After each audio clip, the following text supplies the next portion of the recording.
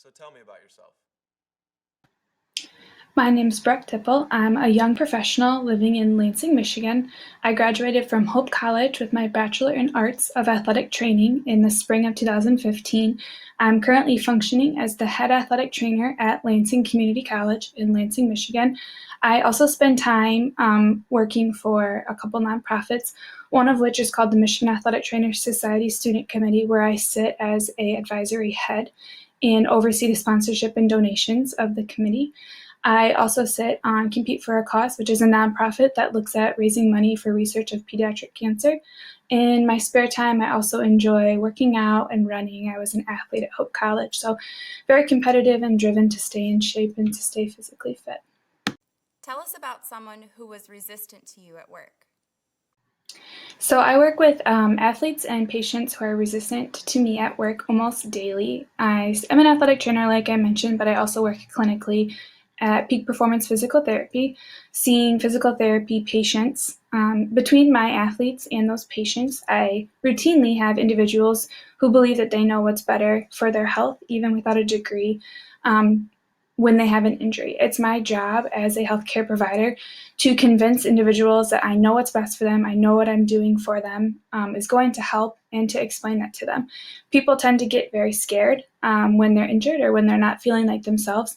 So this puts me in a very good position to be able to step in and help. I have to use my people skills to be able to get on a level with them, create that rapport very quickly, and be able to physically lay my hands on them to be able to help them feel better as soon as possible. What gives you a sense of fulfillment? I get my greatest sense of fulfillment in helping people. In my undergrad time at Hope College, I got to work very closely with a lot of the athletes there. It's a small Division III college, and I got to work as an athlete and as an athletic trainer with many individuals on campus. This definitely taught me that those intimate interpersonal relationships with people can make all the difference in many, many things. If that's in business, creating those relationships to sell your product. If that's in healthcare, which is the field that I'm in, to convince people that you're there to help, you're there to be their eyes and their ears in some situations where they're not as comfortable understanding what's going on to them. I know that helping people is what I'm called to do, and I believe that this is best shown through me in the healthcare field because I do understand the side of medicine too. So I find the most fulfillment in being able to help an athlete get back on the field and continue a game, or to help a patient go for that run that they've been wanting to, or walk their dog around the block, knowing that I'm. What is the most difficult situation you've faced at work? Hands down, the most difficult situation I have faced at work was a very upset patient. Came in upset before we even were able to treat them, walked through the door, walked right past our front desk and right to me, and began yelling and swearing and doing all of the things that you never want to have to deal with at work.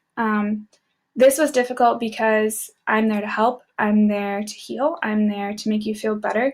And this isn't something that I've ever felt like I would need to deal with in the healthcare profession, having someone that visibly upset with me. The situation made me step up, stand my ground, let them know that this is what I can offer you, this is what I can do for you. If that's not something you're interested, then you need to leave, because I have other patients I need to help, and I have other people here who are looking for my help. You're also ruining the environment for many people who are looking to heal. So being able to face that situation head on, not back down, and know that I was doing the best for not only him, but the rest of the patients in the room was what got me through that tough situation. What has been disappointing for you in the last year?